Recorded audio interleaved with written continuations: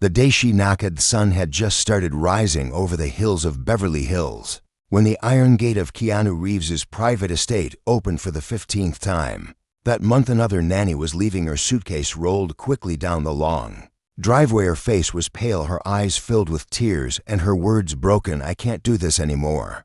I'm sorry, they're not normal kids. They don't sleep, they scream, they bite, they throw things, and they don't listen to anyone." The head of household security just nodded silently as he watched the young woman rush out of the gate, like she had escaped a nightmare. Inside the mansion, the 7-year-old twins stood near the staircase watching the drama unfold. They didn't look sorry. In fact, they looked proud. A small smirk played across the face of Alex, the older of the twins by for minutes, while Zoe, the younger, stood with her arms crossed, her eyes hard like steel. They had scared away another Onion. They knew it. KeanuReeves stood near the hallway watching, to his tired eyes full of worry. His unshaven face, proof of many sleepless nights, was still wearing yesterday's clothes, and the cold mug of coffee in his hand had long gone bitter. This wasn't the life he imagined when he adopted the twins. This wasn't the dream of fatherhood he had once hoped for. Keanu had always been private, always quiet, always grounded, and never imagined he'd become the single father of 2 deeply troubled children. The adoption had happened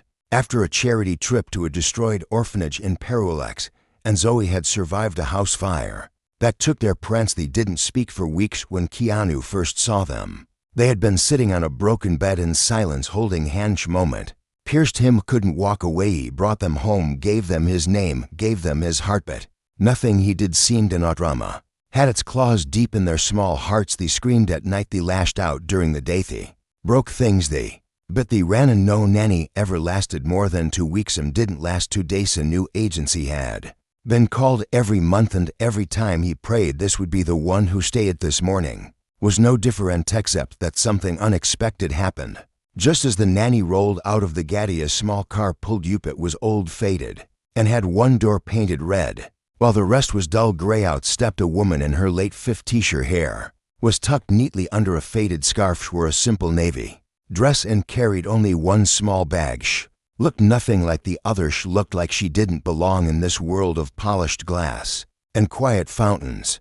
But she stood tall. She rang the bell and waited. "Mr. Reeves isn't taking interviews today," said the guard, but the woman smiled and replied gently, "Tell him Ella May is here." The one Miss Maria sent. The name Maria Maid. Keanu Paz. Maria had been his mother's nurse before she passed. Was a woman who had known heartbreak herself, and once told Keanu, "When pain meets kindness, something powerful happens." He hadn't heard her name in years. Walked to the front himself and opened the door. There she was, Selamaya, black woman with gentle eyes deep like rivers. Her hands looked strong, her back straight. She didn't wear perfume, didn't bring a glowing resume.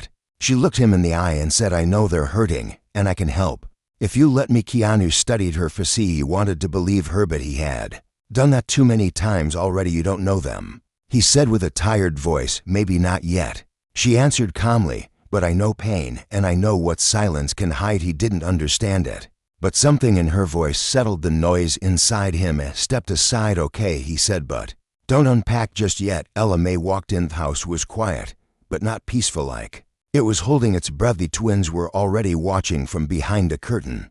"She won't last 3 days," whispered Alex to corrected Zoe. "She looks too kind." Ella May didn't say anything when she saw them. She didn't kneel or speak in a sweet, high-pitched voice like the others. She just looked at them. Her eyes said one thing: "I see you." Then she walked to the kitchen and began making breakfast, asking what they like without asking for permission. She made oatmeal with brown sugar, cinnamon, and fresh strawberry. Twins didn't come downstairs, but the smell reached them. Keanu watched in silence as she moved slowly but surely, every gesture careful, every step with purpose. After breakfast, she set the table for 4, and she sat down and waited. After 10 minutes, she stood up again and began clearing the dishes. "They won't eat with you," said Keanu softly. "I didn't expect them to," Ella May replied, "but they'll be hungry later, and when they are, they'll find me again." And that's exactly what happened later that afternoon. When Ella May sat in the garden folding clothes she had washed herself, Alex came down and didn't say anything, just stood nearby watching. Then Zoe came to holding a broken doll. Ella May looked up and said, "She lost a leg. How we can fix that if we're patient." Zoe blinked. No one had said we before. They always said you should stop breaking things, or why don't you behave? But this woman said she was on her side, like she was part of the story. Not someone trying to rewrite if they passed quietly. Ella May didn't try to hug them or ask too many questions, didn't force rules or praise fake smiles. Just moved in rhythm with the house's soft firmtrees. Evening, Keanu walked into the kitchen and found the twins sitting on stools watching Ella May make soup. They weren't smiling, but they weren't running either. It was the longest they had stayed still all month. What's your secret? Keanu asked later. As he stood with her on the back patio, Ella May looked at the stars and said, broken kids don't need fixing, they need someone who won't walk away when the storm comes. Someone who won't flinch when they scream, and someone who'll still be there when they stop screaming. Keanu felt something break inside him, not a bad break, but like a wall coming down. Hadn't cried in years, not even when the kids had their first breakdown. But that night, after Ella May went to sleep in the tiny guest room and the twins curled up on the floor beside her door, Keanu stood in his own room and let himself cry tears of relief, tears of exhaustion, tears of hope. Ella May had only been there for one day, but something had already changed. The twins had met someone who didn't give up, not yet, and that small beginning was something powerful. The storm in the hallway second morning in the Reeves house started unlike any before. Instead of the usual sound of shouts or things crashing on the floor, there was silence, but it wasn't the cold silence of tension. It was a calm, waiting silence. Ella May had already woken up at 5:30. She moved quietly through the house, her steps soft, her breath steady. Opened the curtains in the twins' playroom and let the soft light in. Then she sat in the hallway on a small stool with a sewing kit and the broken doll. She worked slowly. She didn't rush, didn't look up when footsteps echoed behind her. Alex stood at the top of the stairs. She wasn't sure why he came out of his room so early. Maybe it was the smell of something baking. Maybe it was curiosity. Maybe it was hope. As O followed behind him, arms folded but eyes wide. He saw the doll in her hands. Its leg was backstitched with strong brown thread, tighter and better than before. As O blinked on. See, Ella May didn't say, see what I did for you. Instead, she said she's been through a lot, but she's still here, stronger than before. Then she handed the doll to Zoe without a smile, without praise, just understanding, and walked back to the kitchen. The children stood there, something heavy shifted between them. In that quiet moment, they didn't feel like monsters. They felt seen. Breakfast was on the table again. Were muffins this time, eggs with peppers and apple slices shaped like stars. Again, Ella May didn't tell them to eat, just poured herself tea and sat at the table, reading an old book. After a minute, Alex sat too. KeanuReeves walked in moments later and froze at the doorway, his mouth open slightly. Had seen many strange things in his life, but this one beat them all. His kids, she's wild, uncontrollable children sitting calmly and eating breakfast as if this house had always known peace. Didn't say anything, just joined them quietly. But in his chest something began to ache again, that ache of cautious hope, that ache of love, wanting to believe. After breakfast, Ella May gave them chorus, not big one, simple things. Alex, you can help wipe the windows if you want. Zoe, you can fold towels with me if you'd like. She never forced it, but they did it not because they were afraid, but because for the first time someone expected something from them without punishment, and treated them not like wild animals, but like real people. The afternoon brought the first real test. It came in the form of a visitorial woman with large sunglasses and a clipboard stood at the front. Keanu had forgotten about the family caseworker visit mandated every 6 months to ensure the children were being cared for. Her name was Miss Breyer. She was tall, cold, and believed in rules more than people. As soon as she entered the house, she glanced around with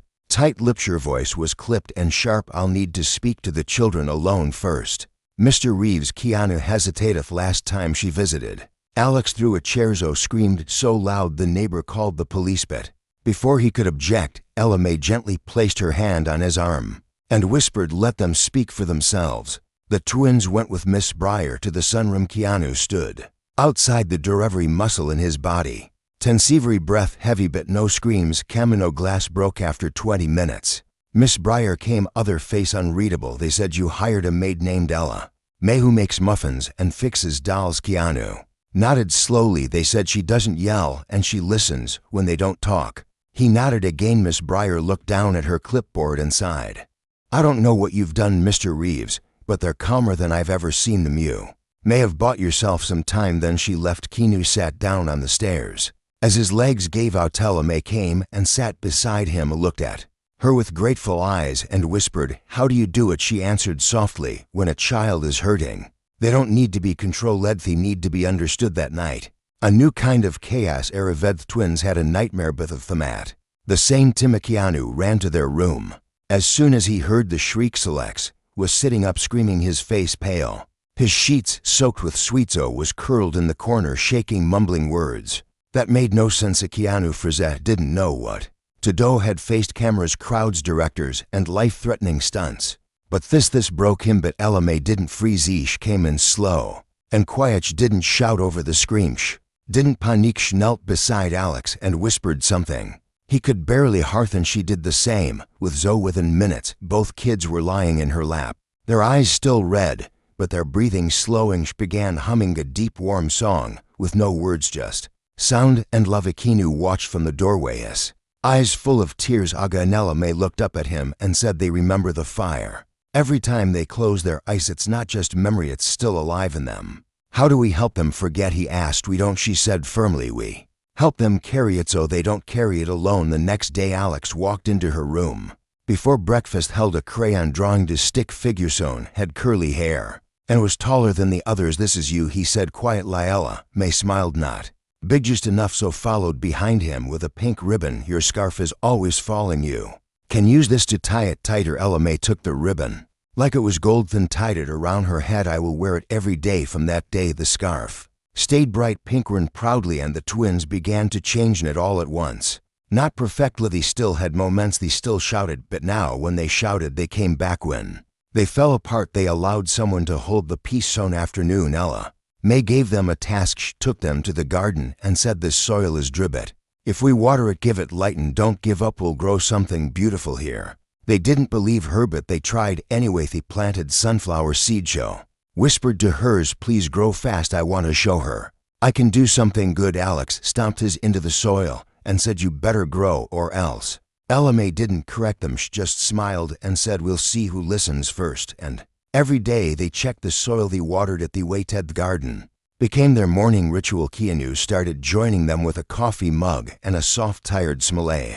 Watch the roots of something bigger take hold, and slowly his house's broken aunts, echoing with screams, began to feel like home. Asterisk when the sunflowers rose. 3 weeks had passed since Ella May stepped through the gates of KeanuReeves' Estatino. One had lasted even half that long before her twins had changed in ways no therapist, no counselor, and no book had ever managed. And yet Ella May still refused praise. When Keanu tried to thank her, she would say gently, "I'm just standing where love needed to be." That morning started like the other swarm. Breakfast filled the kitchen with a sweet sense. Helped slice bananas while Alex carefully set the table. They didn't fight over who got the blue bowl anymore. They didn't throw spoons or hide food under the table. They just helped. And when Keanu walked in wearing mismatched socks and a sleepy grin, the twins shouted together, "Daddy, look, we made breakfast." His heart squeezed in his chest. They didn't correct them, didn't remind them that he was technically their guardian, not their biological father. They had called him daddy once before in a whisper.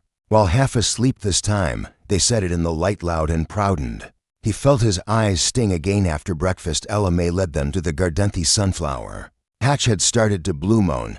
Tiny green sprouts stood taller than the rest, so clapped her hands and dropped to her knees beside it. "This one listened to me." Alex knelt to examining his own with a puzzled look. "Mine's smaller, but it's still growing." Ella May nodded and said softly, "They all grow in their own time, just like you too." That afternoon, a storm rolled over the hills. Thunder cracked through the sky like angry drums. Twins flinched, lights flickered, and the windows rattled. Keanu rushed to close the shutters while Ella May gathered candles.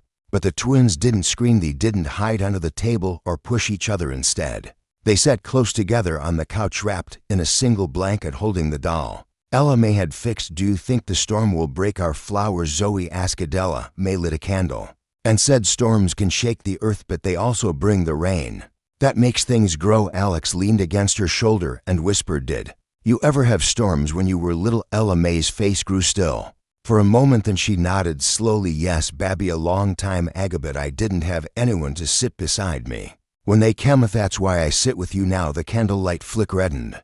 The sound of the wind softened. Keanu watched them from the hallway and thought, Mabe, this house isn't haunted anymore. Mabe love came and lit a match in the dark. The storm passed. By morning there smelled clean and the garden was. So could the sunflowers. Stood stronger knit broken just kissed by the Ranella. May gave the twins a new task. That day she handed them to notebooks. These are your story books. Every day we write one thing that made us feel happy, even if it's just a crumb of joy we collect it like treasure. Zoe wrote first. Ella May brushed my hair and it didn't hurt. Alex followed. Daddy let me hold the toolbox and he said I was strong. Ella May wrote to today. To little hearts beat steady and loud beside mine. It became their daily ritual. At night they gathered on the big rug with pillows and shared their joy. Crumsametimes, they were tinny sometimes, they were big, but every night the pile of light grew. But light attracts shadow. Sand. One day a new shadow appeared. It came in the form of a Mana stranger who claimed to be familiar. He arrived at the gate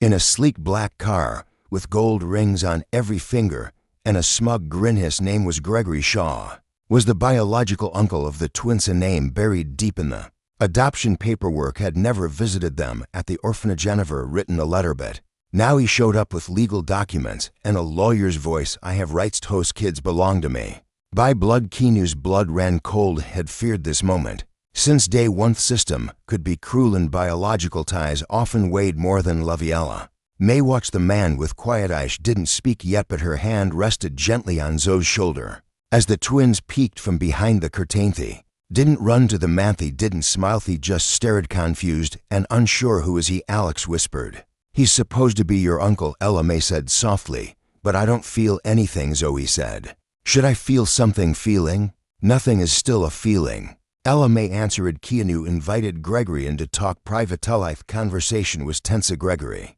claimed he wanted custody. Said he was ready to be a father figure. Said it was time for the kids to return to their real family. Keanu's voice broke as he replied, you never came, not once, and not even when they needed someone to bury their prince. What makes you think you belong in their life now? Gregory smirked. Money changes things, and those kids are my blood, which means they're also heirs to a piece of the Reeves legacy. Might be good for business if I raise them. Ella May stood in the doorway, then quiet but firm. Her voice cut through the tension like thunder after silence. You don't want to raise them, you want to own them. Children are not investments, they are hearts, and these two don't know you. I want them because you see them as a ticket, but they are not for sale. Gregory's face turned red, but he said nothing. Maria left soon after, but his words left a heavy cloud for days. The twins were quiet again. They slept with the lights on. They wrote nothing in their story books until one night Alex said, if he tries to take us, will you fight for us? Keanu knelt before him and whispered, with everything I have, even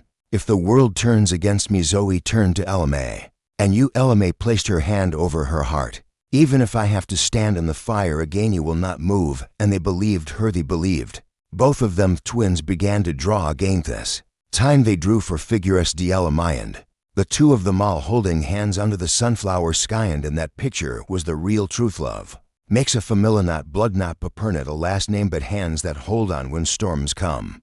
The court of cold hearts. Silence in the house after Gregory Shaw left wasn't peaceful. It was heavy like a storm cloud that refused to move. Days passed, but the warmth they had built together seemed dimmer now. The twins stopped dancing in the living room. They stopped racing to the garden. In the morning stare storybooks stayed closed.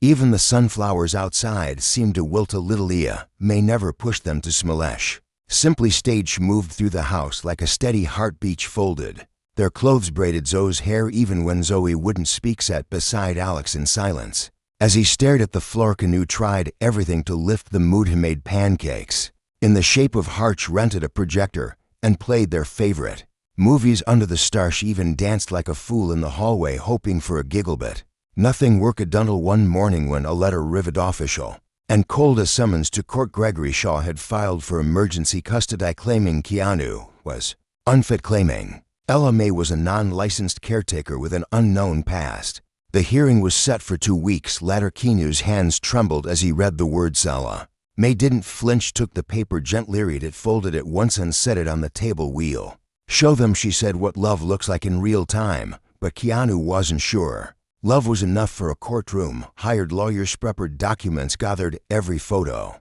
every school report, every video of the twins smiling. But the law was not Always Kindit did not care about bedtime stories or sunflower patches or the way Zoe leaned into Ella, May's shoulder. When she felt afraid it cared about signature legal bloodline Stitland Powerth night before court. The twins crawled into Ella, May's room without a word. They curled up beside her like two small birds seeking warmed hand. She didn't speak, she just pulled the blanket over them and placed a hand on each of their backs. Keanu stood outside the door listening, his heart breaking. With every breath, I should have protected them better, he whispered to himself. Ella May heard him even through the wall and softly said, you gave them home. When they had no, we fight to keep it. The day of the hearing came too fast. Keanu wore a suit that felt too tight around his chest. Ella May wore her simple navy dress, same one from the day she first knocked on the door. But this time she wore Zoe's pink ribbon tied proudly in her hair. The twins wore matching sweaters with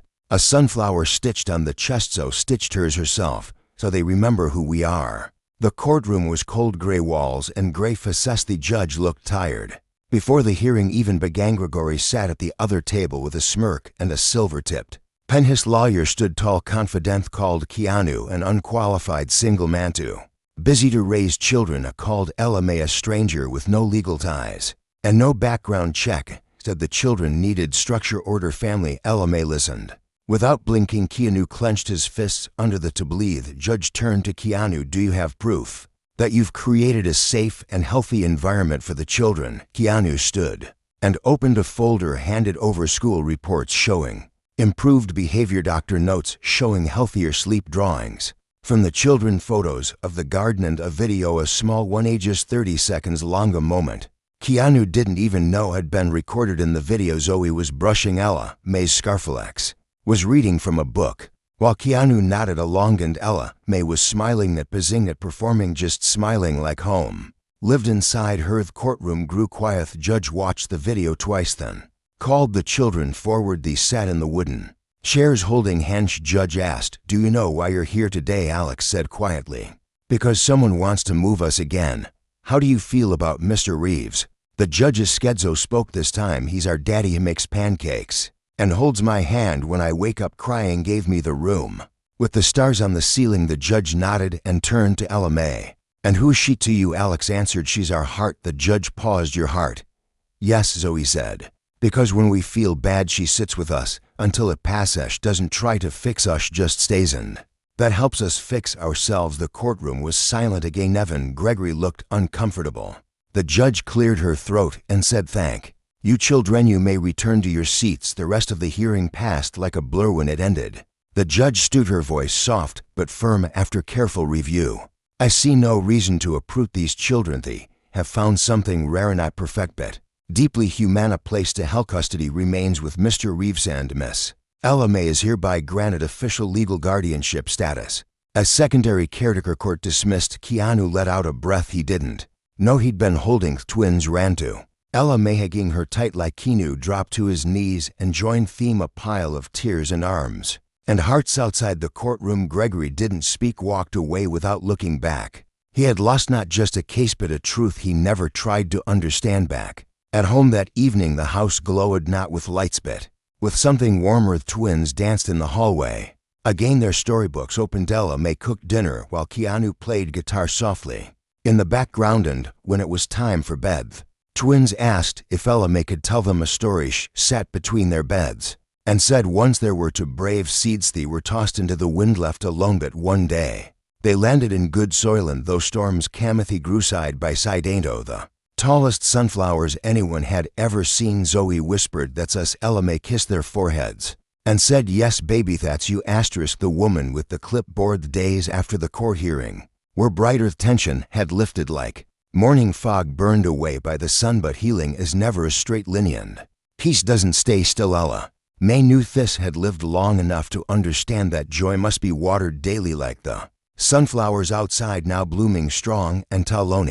Morning as the birds chirped and the twins played tag in the hallway, a knock came at the front door. Not the kind of knock that sounded friendly, not the kind that meant deliveries or neighbors. This knock was sharp, rhythmical. May opened the door. Slowly a woman stood on the porch, still thin, wearing a pressed gray blazer and holding a clipboard. Her smile was too straight. Her eyes didn't smile at all. Good morning, she said without waiting for a reply. I'm Miss Danvers from Child Welfare. Comply and Syme here for a surprise inspection." Keanu heard the words from the hallway and hurried to join them. Hug greeted Miss Danvers politely and led her into the living room. Ella May watched quietly. Miss Danvers wasted no time. She began checking everything: fire alarms, kitchen drawers, medicine cabinet, scribbled notes, constantly asking clipped questions. "Are these outlets covered? Do you have proof of the children's vaccinations? How often do you check their emotional development?" Ella May answered most questions calmly, showed the twins journals, offered school reports of, and walked her through their bedtime routines. But the woman's pen never stopped moving. Her expression never softened when she spoke to the twins. She didn't crouch down or Smalesh spoke like they were numbers on a pagezo. Froze under her stereolex, fidgeted when asked about discipline. Ella May replied, "We don't believe in punishment, we believe in present signs, staying close when the storm comes." Miss Danvers raised an eyebrow. "Do you have certification in trauma-informed care?" "No, ma'am," Ella May said. "I have experience Seeth kind life gives you when you survive it." The woman made a sound in her throat like disagreement. Lunchtime, she stood by the door ready to leave but turned and said, "You've created something rare here, but rare doesn't always mean stable. We'll be reviewing your file further. Didn't make any plans yet." Then she walked out and left a chill behind her. Canoe ran a hand through his hair. "What does that mean? Are they trying again to take them away?" Ella May didn't answer. Instead, she walked into the gardenknote beside the tallest sunflower and whispered something only it could. Heart twins followed her outside of the didn't say anything either. They just stood on each side of her and waited. That night, Keanu couldn't sleep, walked the halls like a ghost. Ending up outside Ella May's room, her light was still on.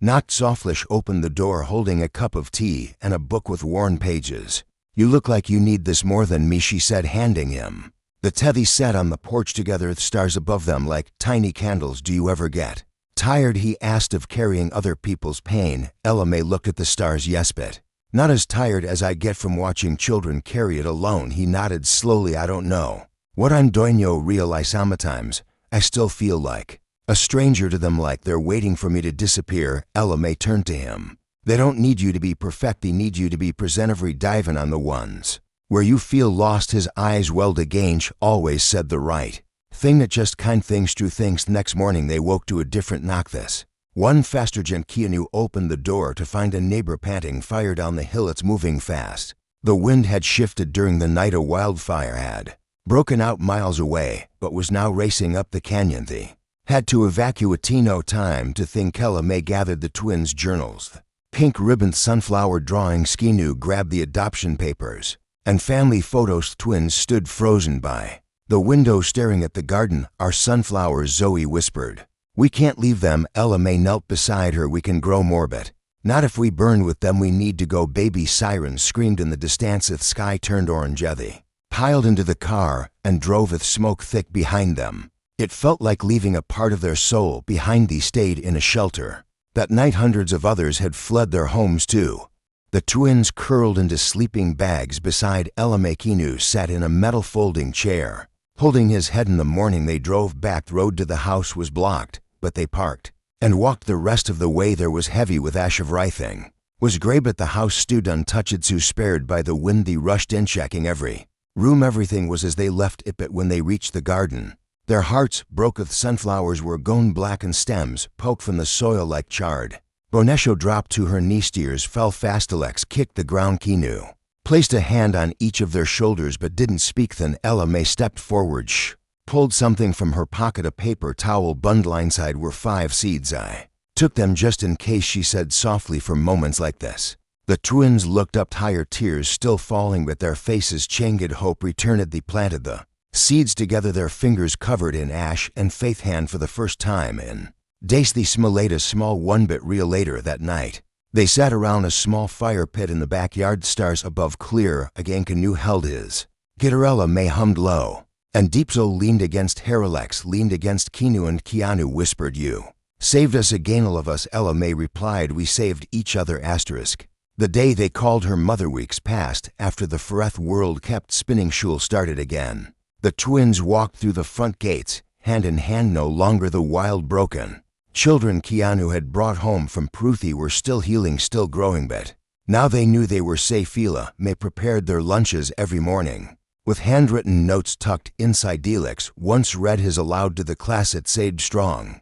But never forget to be Genelezo's favorite note said when you feel small. Just remember the stars are small too when seen from Earth, but they are still burning with Fereth sunflower garden bloomed. Again it as tell not as wide but more beautiful. Some Hobocows it was born from Ashone morning as Ella May prepared breakfast. The doorbell rang again this time. It was not a stranger, it was Miss Briar, the same caseworker, who had visited months ago and nearly shut it all down, but this time she wasn't.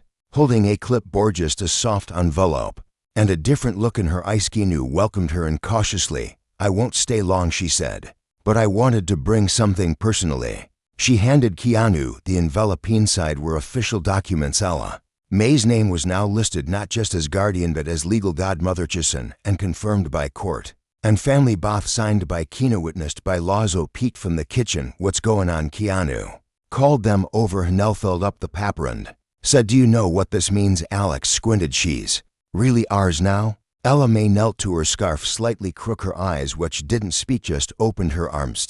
Twins jumped in a pile of arms and tears and sunflowers. Keanu whispered, "We always knew she was Arsno. The world knows too, Miss." Briar smiled softly and said, "I've been doing this job for 20 years. You don't often say this, but what you have here is rare. A real family born from choice, not just blood." Then she left, leaving warmth behind instead of cold. That night they celebrated with cupcake. Ella May sang old gospel tunes, while Keanu tried to keep up on guitar. Twins laughed so hard they fell over in that Laturth house that once echoed with screams, now echoed with joy. They danced under fairy lights in the backyard, stars above blinking in rhythm as if the universe itself was watching and smiling. Later, when the children got ready for bed, Zoe paused in the doorway. She turned back and whispered, "Good night, Mama," then ran into her room before anyone could say anything. Ella May for the world still had tears filled her eyes. Keanu placed a hand on her back. "She means it," Ella May whispered. "I didn't think I'd ever be called that again." Keanu asked softly. Ella May sat down, her hands trembling just slightly. "I had a daughter a long time ago before I moved west past. When she was only 5, a car accident couldn't save here. After that I stopped living.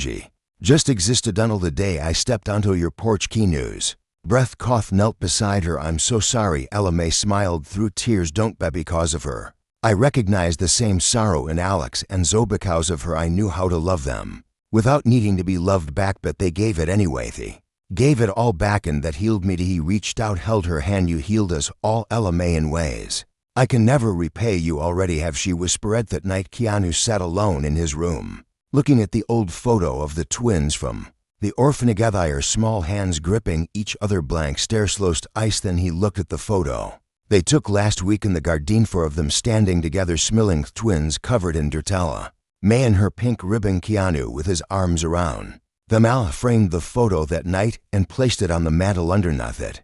He wrote asterisk, not blood, not birth, but bond asterisk. Months later, Ella May received a letter in the mail. A national magazine had heard about the story about the Fereth Gardenthi courtroom healing. They wanted to do a piece on it. Ella May almost said no, but Alex convinced her. "People need to know that love can find you even when you're lost." Zoe added, "Maybe it will help someone else grow sunflowers." To the article went viral, and not because it was dramatic, but because it was real, raw, full of brokenness and beauty woven together. Ella May received letters from foster kids, from parents, from nurses, even from strangers shanking, hurtling her. She gave them hope, but she didn't keep the attention. She donated everything she received to a new program, a home for kids who had no one, and she called it Sunflower House, with a sign at the front gate that read, "Stay with them through the storm." Keanu helped design the space. The twins painted murals on the wall, soft stars and hearts, and to kids holding hands under a tall sunflower, and on the very last wall they wrote in bright yellow paint, "For the woman who did the impossible, her mother." Ella May's story didn't end with the court casier. The fire of the garden, it kept going, because love keeps going when it is real, when it is chosen, when his Breveth house still stood strong on the hill with laughter in its walls, a pink ribbon in the wind, and sunflowers growing taller than ever. Twins never had another nanny. They never needed one, because the woman who walked in with only a scarf and a heart had done what no one else could. Stayed through the screams, the silence, the fire, and the healing, and in doing so became something sacred, became family.